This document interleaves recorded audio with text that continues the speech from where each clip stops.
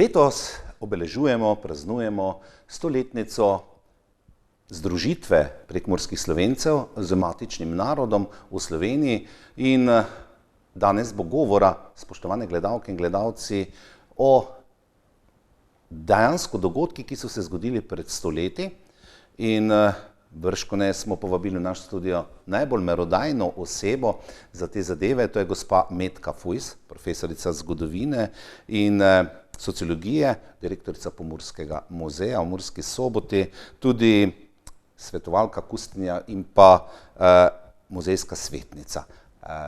Metka, dobrodošli, lep pozdrav v našem studiu. Dober dan.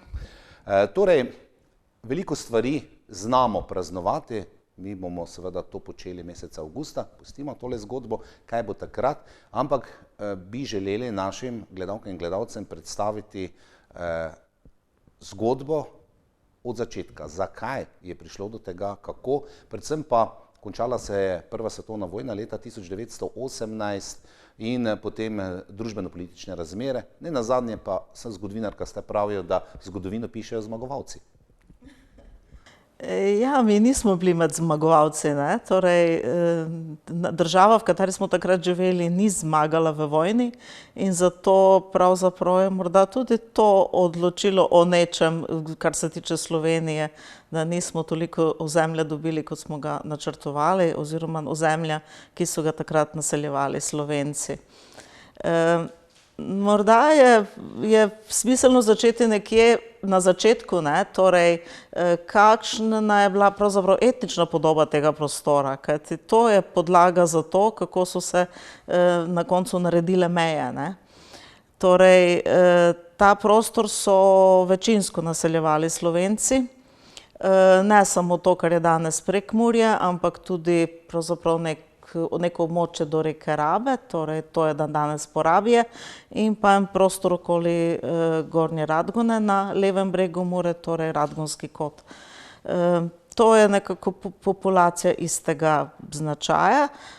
No in ta del, kar je danes kar je spadal pod, brez Radgone, torej je spadal pod območje Kraljevine Ogrske, nekako interesno od srede 10. stoletja.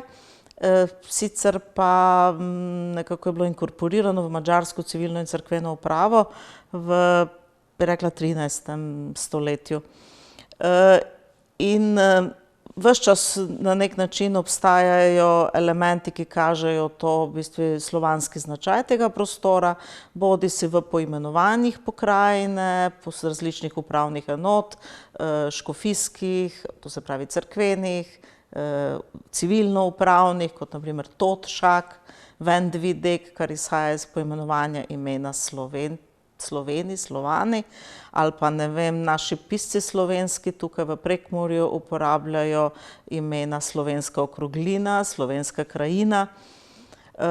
V dokumentih Zagrebške škofije, na primer, ki upravlja z delom Prekmurja, se uporablja tudi pojem župnije preko Mure, torej Prekmurje. In ime Prekmurje prvič zapiše pismena štajerski rojak Božidar Rajić, znani narodni buditelj, duhovnik, ki je spoznaval Prekmurje, prihajal sem, tudi imel veliko stikov s tukajšnjimi duhovniki in si je zelo prizadeval za to, da bi se enkrat ta prostor slovenski združil. To je bila nekako tudi ideja zedinjene Slovenije programa in tega so potem po marčni revoluciji na nek način mu sledili vsi ti narodni buditelji. Na koncu tudi kar lepo število Prekmurcev se je udeležilo prvega slovenskega tabora v Ljutomeru in on je prvi zapisal leta 1862 besedo Prekmurje, ne, torej geografsko označil pojem. Prekmurci so ga pa šele sprejeli nekako po priključitvi, torej v času med obema vojnama in pozneje. To je nekako izhodišče za to, kjer se nahajamo in v kar je dejansko posegla Prva svetovna vojna. Vojna se je končala z porazom te avstro-ogrske monarhije. Najprej madžarska kraljevina Ogrska torej je izstopila iz dvojne zaveze že oktobra No in Avstrija pa podpisala potem predajo, torej konec 3. novembra. In že 31. oktobra je bila na Madžarskem razglašena republika, torej Ljudska republika, in Prekmurje je bilo sestavni del te države. Ampak v istočasno pa na drugem območju, ker so živeli, to se pravi Slovenci v takrat avstrijskih deželah, so se oktobra prav tako povezali z Hrvati v takratni monarhiji in pa z Srbi v novo državo, torej državo Slovencev, Hrvatov in Srbov. Ta država ni bila mednarodno priznana in potem se je seveda 1. decembra združila z Kraljevino Srbijo v novi državi, to je Kraljevini Srbov, Hrvatov in Slovencev. In zdaj smo dobili dva elementa, torej en del države, ki je vojno izgubil, in drugi del države, ki je v vojni zmagal, to je bila Kraljevina Srbija, ki je bila na strani Antante. In to je pravzaprav omogočilo tudi Slovencem in nam, da pravzaprav pristopimo na mirovno konferenco sploh, ne. In kar je bilo zelo pomembno. Drugače pa v Prekmurju so se pa stvari dogajale različno, pobude za to, da naj bi se ta prostor že od takrat so potekale, torej vseh teh narodnih prebujanj so bile, da naj se poveže z širšim slovenskim prostorom. V kakšni državi, v kateri državi, to se še ni čisto vedelo, ne. Na nek način je bil nek mejnik, eno zborovanje prosvetnega društva za to pokrajino, Madžarskega prosvetnega društva v Murski Soboti, 20. oktobra, kjer so se zborovanje nekoliko sprevrglo, ne. Tisti, ki so zastopali madžarsko stališče oziroma govorniki za strani tega društva, so govorili, da je to Madžarska, da so pač ljudje Madžari in da tisti, ki se ne želijo živeti v tej državi, naj kar odidejo, ne. To pravzaprav poznamo tudi iz teh govoric ko se iz časa osamosvajanja Slovenije in pred začetkom jugoslovanskih vojne na področju bivše Jugoslavije. No, torej, drugi so potem začeli slikati Živala Jugoslavija, želimo se združiti ne z našimi brati Slovenci in tako dalje. Glavno, to je bil en tak politični naboj. Drugi je bil to, da so se tudi Prekmurci udeležili razglasitve države Slovencev, Hrvatov in Srbov v Ljutomeru 3. novembra 18. No in pozneje so nekako tudi pri Mariborskem narodnem svetu je bil formiran nek odbor za Prekmurje, ki ga je vodil dr. Matija Slavič, naš rojak tukaj prek iz Bučečovec. In tudi on je bil tisti, ki je razmere v Prekmurju dosti dobro poznal. On se je družil v Radguni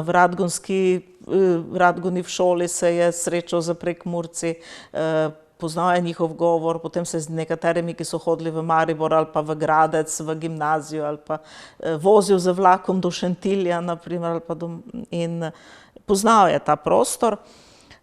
No in on je nekako prevzel ta referat pri Narodnem svetu in takrat so tam dejansko potekale razprave, če bi potem sploh, ko je bila izvedena vojaška akcija v Mariboru, ne, torej ze strani te organizirane takrat slovenske vojske pod vodstvom takrat postavljenega generala Maestra, in ali bi tudi vojaško intervenirali v Prekmurju. Organizirano je bilo zborovanje v Radguni, na katerem je govoril tudi Ivan Jerič, in morda so bile takrat še neka razmišljanja o tem, ampak vse to končalo, ko je sledila potem 26. decembra ena akcija s strani Međimurja, namreč hrvaški prostovoljci so, tako bi rekla, zelo na hitro se organizirali in zasedli Međimurje in se potem odločili tudi, da bi to lahko, mogoče podobna akcija bi bila uspešna lahko tudi v Prekmurju. Pridružili so se jim nekaj prekmurskih prostovoljcev pod vodstvom Joška Godine iz Dolnje Bistrice, ampak ta akcija ni bila uspešna, Madžari so razbili 3. januarja in potem se je vse vrnilo na predhodno stanje. Če pa nekako povzamem, kaj se je takrat politično dogajalo v Prekmurju, je pa bilo to, da so se, v bistvu je za Prekmurje bil ze strani te nove madžarske vlade imenovan nek, tako naj imenujem, pooblaščenec, dr. Bela Obal, ki naj bi pripravil neko podlago za morebitno obliko avtonomije ali samostojne županije, ki bi združila ta prostor, ki ga naseljujejo Slovenci. Namreč na Madžarskem je bil takrat minister za te nacionalne zadeve Oskar Jasi in on je imel to idejo neke konfederacije, da bi se Madžarska preoblikovala v neko obliko konfederacije. No in ta Bela Obal naj bi v Prekmurju preučil zadeve in pripravil nek predlog. In on je ta predlog tudi pripravil, nek predlog za Prekmurje. No, na drugi strani so pa januarja se s podobnim predlogom neke avtonomije prišli tudi ta Kleklov krog, torej Jožef Klekl starejši, pomembna osebnost prekmurske zgodovine, takrat urednik teh prekmurskih časopisov in bi rekla tudi pomembna politična osebnost te prevratne dobe in seveda časa med vojnama, ko je bil tudi državni poslanec. In on je tudi objavil ta nek predlog avtonomije za Prekmurje, no in potem, ko je tukaj madžarska vojska premagala te upornike, ki so bili organizirani iz te hrvaške strani, v bistvu so se začela neka pogajanja konec januarja, v začetku februarja v Budimpešti in tako, kaj bi lahko, kakšno obliko avtonomije bi morda lahko v Prekmurju imeli, ampak takrat se je v bistvu pa na drugi strani že začela tudi mirovna konferenca v Parizu leta 18 in če je kdo premišljeval o neki vojaški akciji v Prekmurju, je bilo to takrat že bolj sporno, namreč nihče si takrat z te strani mirovne konference ni želel še nekih vojaških operacij. Drugače pa in takrat se je začelo in ta delegacija, ki je bila takrat formirana v Parizu za to mirovno konferenco v Parizu, je začela, bi rekla, resno razmišljati o Prekmurju kot o prostoru, ki bi se ga naj vključilo v novo državo nekako februarja 1919, čeprav je bil Matija Slavič, dr. Frankovač, sta bila imenovana v to etnografsko sekcijo te delegacije, prav za meje na Štajerskem in v Prekmurju. Ampak takrat je bila izvedena že neka propagandna akcija tudi v Prekmurju, trosili so letake propagandne za priključitev, za to in pa država se na nek način na državnem nivoju je bilo odločeno, da se gre v to akcijo za Prekmurje, kajti februarja so tudi Nemci napadli Radgonu, ki je bila zasedena ze strani jugoslovanske vojske in to je bil znak, da bi na nek način bilo dobro tudi zaščititi zaledje Radgone. To je nekako do tega. Do leta 1919, zgodba 18.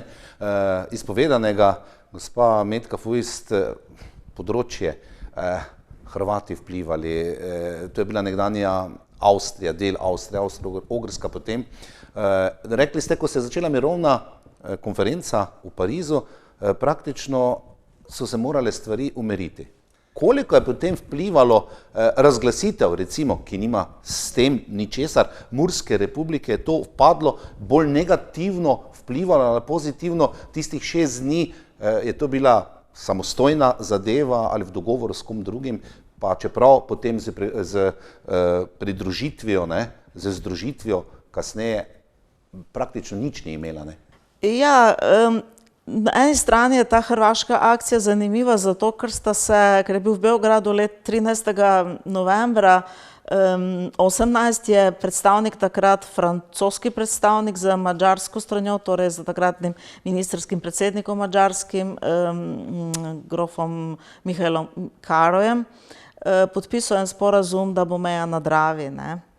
In zato naj ne bi nobenih operacij bilo preko Drave in ker je bilo Međimurje preko Drave, se ni organizirala, bi rekla, srpska uradna vojska, ampak so bili to hrvaški prostovoljci, ki so se zbrali skozi celega območja, tudi iz Dalmacije in posod pod vodstvom tega Erminija Jurišića in oni so potem samostojno intervenirali. In verjetno Madžarska tudi ni bila čisto pripravljena na to in potem so mislili, da se bo na mirovni konferenci vendarle pozneje v pogajanjih to rešilo nazaj, zato ker pač je bilo nelegalno. S tiho podporo neke kraljevine. Ne? Ja, ampak na Madžarskem se je zgodilo nekaj drugega. Ne? Na Madžarskem je 31. marca zmagala v bistvu socialistična revolucija pod vplivom oktobrske revolucije in to pod vodstvom Bele Kuna.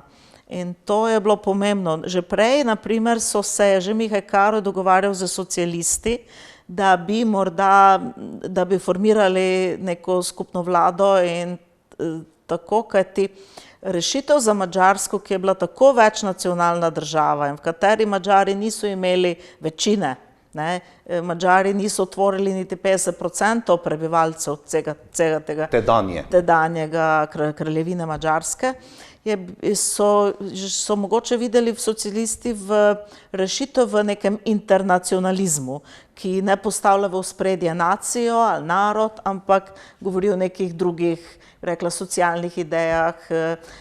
V ospredje seveda je bila zahteva po agrarnih reformah in tako dalje.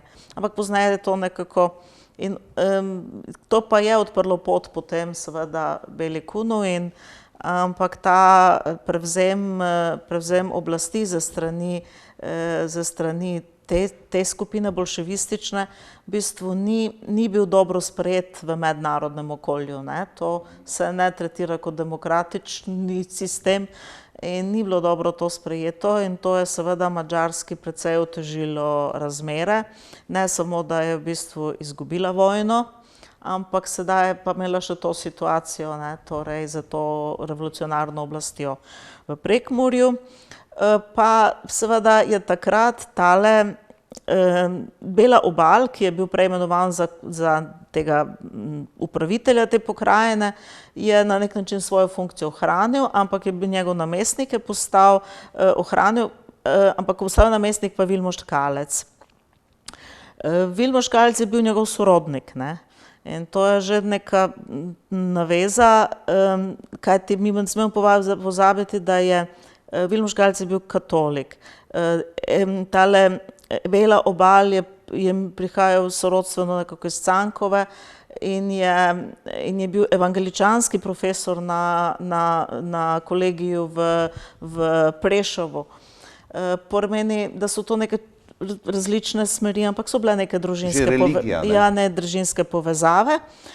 Torej, Vilmo Škalec je bil učitelj pred vojno, potem je bil vključen v Prvo svetovno vojno, si pridobil nek čin vojaški in na nek način ostal v vojaški funkciji, sodeloval v okviru madžarskih teh enot, ki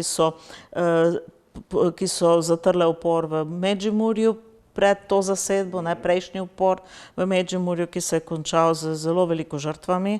Zdaj seveda težko rečemo, pri koliko je bil Kalec zraven, ne, saj ni bil glavni, ki je dal ukaz, ne, ampak vsekakor je tam sodeloval. Potem pa tudi pri zadušitvi teh uporov na Dolenjskem, ki so bili ljudje, vojaki so se vračali z vojne in so seveda soropali so trgovine judovske, napadli so graščino v Beltincih in tako. No in potem je bil zraven tudi pri pogajanjih na madžarski strani, ko so se pogajali v Budimpešti o avtonomiji za Prekmurje. Pomeni, da je na madžarski strani se z predstavniki Kleklovimi pogajal o avtonomiji. Kot nekakšen, bi rekla, tudi predstavnik te Obalove strani, ne. Če lahko rečemo, da je tista bila še meščanska in potem se spremeni v socialistično, ampak potem v to isto vlogo ti ohranijo in postanejo del bolševističnega aparata in on postane nekakšen namestnik za to področje, lahko rečemo Prekmurja ali pa tega dela v Železni županiji, kajti Dolnje Prekmurje spada k Zalski županiji. No in tu opravlja z enim direktorijem, ki ga sestavljajo zelo zanimive osebe, ne. To je soboški odvetnik Samuel Ričer, ki je bil velik pristaš Madžarske, tudi ves čas je zagovarjal madžarsko državo, madžarsko prisotnost tukaj in tako. Potem je to Jože Füleki, eden dijak, in pa Štefan Černjavič, ki je imel gostilno. In on je potem postal tudi v tem odboru nekakšen za ekonom, lahko rečemo. Jožef Klekl je pozneje to skupino ljudi, ne.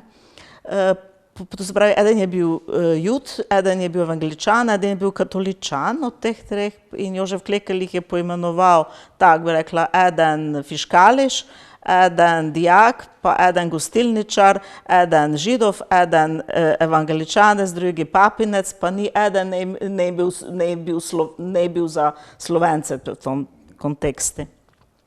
To sem zdaj zelo preprosto povzela, ker nisem citirala čisto.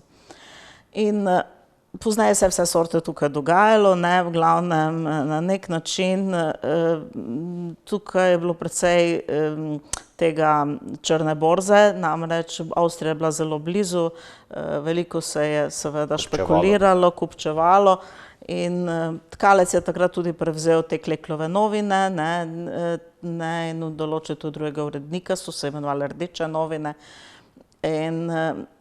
In kdaj se potem, kako daleč se potem eskalira ta neka situacija tukaj, da se potem ta krog tkalčev odloči, da razglasijo samostojno neko upravno enoto, torej Mursko republiko. To je, mislim, da so vsi ti faktorji vplivali, tale po eni strani vedno večji konflikt z uradno oblastjo, ne, po drugi strani pa je on dobil neka sredstva za strani ali denar za strani emigriranega tega prekmurskega plemstva. Namreč pred revolucijo so plemiči iz Sapari, Batjani, ti emigrirali v Avstrijo in oni so tukaj bili v Halbenrajnu in prek in oni so pravzaprav zagotovili denar za to njegovo tudi akcijo, kajti na koncu, ko se je vse skupaj izteklo s to Mursko republiko, je v bistvu je rekel, da bo poplačal te svoje prostovoljce, ne. To je bil še Jano Pernecki, ki je stotnik, mislim, da je imel naziv stotnika, ki je tudi z vojne prišel odlikovan in tako pomemben vojaški tudi strateg in oni so uspeli pod svojim nekako pod orožjem združiti okoli 1000 ljudi, zbrati. No in Murska republika je potem bila razglašena tu v Zvezdi v Murski Soboti iz balkona ob pol 12, 29. maja. Potem, ko so videli, da tega ne bodo mogli vzdržati, so pričakovali podpore mogoče ze strani vojske jugoslovanske, ki je bila na drugi strani Mure. Ta podpora seveda se ni zgodila, če so jo ti grofje na avstrijski strani čakali ze strani Antante, se prav tako ni zgodila, ne. Drugič pa nekako neverjetno je, ne, danes se operira z temi besedami, s katerimi je bila razglašena, torej da razglašujejo na temeljih samoodločbe, potem pa socializma. Socializem in samoodločba narodov sta dve dosti različni zadevi, ne. Socializem je internacionalizem, ne, samoodločba narodov, ampak to je bilo načrtno tako združeno, kajti samoodločba izhaja iz Wilsonovih, to se pravi tega načrta ameriškega predsednika Woodrowa Wilsona, da naj bi se vojna končala tako, da bi vsi etnične skupine na nek način dobile neko obliko, rešili svoje narodna vprašanja, kar se seveda tudi ni zgodilo, ne, in pa to, da pravzaprav vseeno ugodijo oblasti, ki je takrat bila, da pač gre za socializem in da na nek način motivirajo množice, da se temu pridružijo, kajti obljuba agrarne reforme, delitev zemlje, pravice za delavce, za ljudi, ne, so pač pomembna zadeva, ki si ljudje tudi pričakujejo. Tako da se je to vse skupaj nekako izteklo in Miško Kranjec je potem v svojem romanu, ne, Rdeči gardist opisal in tudi imenoval Vilmoša Tkalca za največjega avanturista, ki jih je kdaj imelo Prekmurje. 100 let pogleda nazaj, ne, veliko je zamegljenega, lepo, da ste nam Metka Fujs tole pojasnili, to so zgodovinska dejstva, tako je bilo, vse mi laiki malo manj vemo o tem.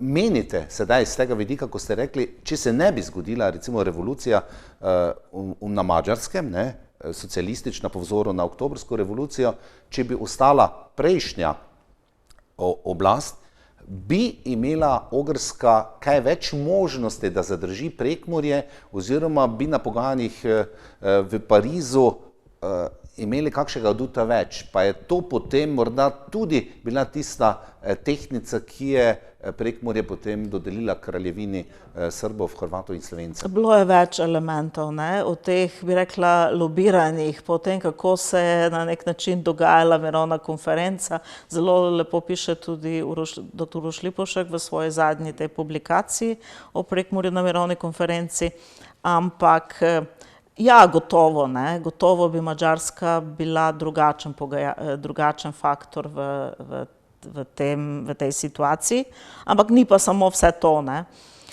Namreč zelo pomembno je, da je naša stran, torej slovenska, z Matijo Slavičem pripravila zelo kvalitetno gradivo. Namreč to gradivo je temeljilo na uradnih madžarskih statistikah o prebivalstvu iz leta 1890, tudi opisi so bili o kulturi, o kulturni dediščini, o vsem tega prebivalstva. Pomembno je bilo, da se je meja premaknila na Štajerskem, že premaknila iz Drave na Muro. To je tudi zelo pomembna odločitev bila, kajti prej vemo, da je bila sprejeta Drava kot meja in to, da je bil zaseden Maribor, da je bila zasedena Radgona, da je na nek način za to štajersko mejo, ne, ali pa na Južnem Štajerskem, če gledamo Avstrijo, zelo veliko naredil dr. Fran Kovačič, ki je bil enako zadolžen prav za to mejo, in ko se je enkrat premaknila na Muro, ne, potem so se stvari za Prekmurje že spremenile. In potem je nastopilo naprej to pomembno gradivo, ki ga je pripravil Matija Slavič, in potem tudi lobiranje. Teritorialna komisija, ki jo je vodil francoski predstavnik Tardieu, je obravnavala Prekmurje 20. maja, ne, v Parizu, in takrat je pomembno, odločilno svoje stališče pripravil takrat Wilsonov kartograf Douglas Johnson. On je bil profesor na univerzi v Kolumbiji v New Yorku in zelo velik poznavalec teh strateških razmer tudi, kajti skozi vojno so pripravljali te karte in operacije in to. In on je v bistvu takrat predlagal, da se to območje v bistvu priključi k kraljevini SHS z statističnih razlogov, strateških razlogov in drugih. Ampak je takrat svet mirovne konference tega ni potrdil, torej, ampak se je revolucija na Madžarskem trajala in potem je sledila akcija zasedbe Budimpešte, ne, tudi za strani romunske vojske. Potem, v glavnem še vedno ni se reševala situacija na Madžarskem in potem se je končno, potem Vrhovni svet vendarle odločil, da 9. julija, zelo pozno v bistvu, sprejme ta predlog teritorialne komisije in potem po teh točkah, ki so bile tam določene, predlaga, da pač dovoli, da se to območje zasede ze strani vojske SHS. Pomembno je bilo, da so takrat razpravljali o tem, kam Monošter, kam Lendava, kajti Poravje, na primer, je bilo slovensko, in so se odločili, da te vasi nekako gravitirajo v Monošter, ker je imel takrat, bi rekla, madžarsko in nemško večino, ne, prebivalstva. Dolnje Prekmurje so pa nekako naj bi gravitiralo bolj v Lendavo, ki je takrat imela popolno madžarsko večino, in so se odločili, da pač to na nek način pa naj bo sestavni del tega. Zelo veliko se je kupčkalo na koncu koncev in mogoče je bilo tudi Prekmurje na nek način neka plačilo za nekaj, kar je bilo izgubljeno v Romuniji, na srbski strani ali pa ne vemo, vse skupaj, veliko teh elementov je bilo takrat odločilnih, ampak tako se je zgodilo in kakor hitro je prišel ta sklep, je jugoslovanska stran zahtevala, da vojska lahko pač vstopi. No in istočasno, ko je jugoslovanska stran dobila dovoljenje, da lahko zasede vojaško to območje, je padel režim bolševistični v Budimpešti, torej 1. avgusta, ne. In Madžarski je bilo potem v jeseni dovoljeno, da pristopi na mirovno konferenco, ampak takrat so zadeve bile tukaj že končane, več ali manj končane, čeprav ne čisto. Torej vojska je zasedla Prekmurje 12. avgusta z 2 strani in potem je to oblast predala civilni upravi. Civilno upravo je prevzel takrat dotedanji okrajni glavar v Mariboru. Tukaj ni bilo nekoga, ki bi takrat to upravo tako prevzel. On se je pripeljal najprej v Radgono, že takrat, ko je vojska vkorakala. Zelo hitro se je to zgodilo, nobenih akcij ni bilo, oni so se kar držali, mogoče na kakšni koti, kot je Jošec, ali pa tu zasedli malo več, ampak to je bilo to. In potem je on prišel na to zborovanje tudi v Beltincih, ki je bilo organizirano 27. avgusta 19 in takrat tudi kot začasni upravitelj Prekmurja ali civilni komisar prevzel oblast s strani vojske v Beltincih. Lepa hvala, gospa Metka Fojs, za to res obširno.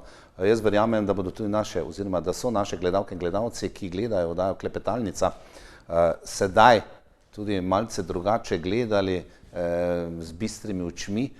Izkoriščam pa eno lepo priložnost. Prejeli ste letos Valvazorjevo nagrado za življenjsko delo z področja zgodovine, pa vam seveda v imenu vseh naših gledalk in gledalcev in nas televizice od televizije AS čestitam k temu velikemu uspehu in nagradi, torej tudi v Ljubljani, v Narodnem domu, menda ste prejeli tole. V Narodni galeriji. Galeriji so spoznali delo ljudi na periferiji v Prekmurju. Hvala za tale pojasnila. Dragi gledalke in gledalci, to je bilo za danes v Klepetalnici vse.